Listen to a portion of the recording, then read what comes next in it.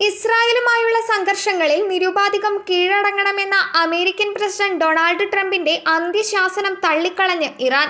പോരാട്ടം തുടങ്ങിയിട്ടേ ഉള്ളൂവെന്നും ഇറാൻ കീഴടങ്ങില്ലെന്നും പരമോന്നത നേതാവ് ആയത്തുള്ള അലി ഖമേനി വ്യക്തമാക്കി. ഇറാൻ ദേശീയ ടെലിവിഷനിലൂടെ രാജ്യത്തെ അഭിസംബോധന ചെയ്തുള്ള പ്രസ്താവനയിലാണ് ആയത്തുള്ള അലി ഖമേനി ഇക്കാര്യം വ്യക്തമാക്കിയത്.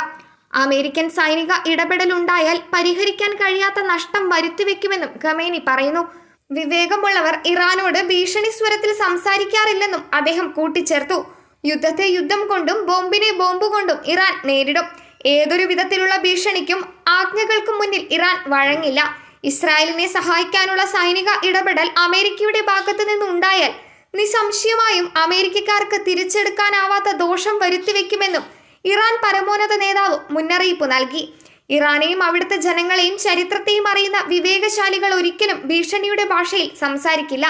കാരണം ഇറാനികൾ കീഴടങ്ങുന്നവരല്ലെന്ന് വിവേകശാലികൾക്ക് അറിയാമെന്നും ഖമേനി പറഞ്ഞു.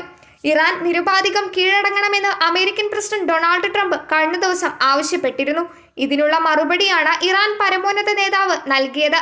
ഇറാൻ നിരുപാധികം കീഴടങ്ങണമെന്നും ആയത്തുള്ള അലി ഖമേനി എവിടെയാണെന്ന് വ്യക്തമായ വിവരമുണ്ടെങ്കിലും ഇപ്പോൾ വധിക്കില്ലെന്നുമാണ് അമേരിക്കൻ പ്രസിഡന്റ് മുന്നറിയിപ്പ് നൽകിയത്.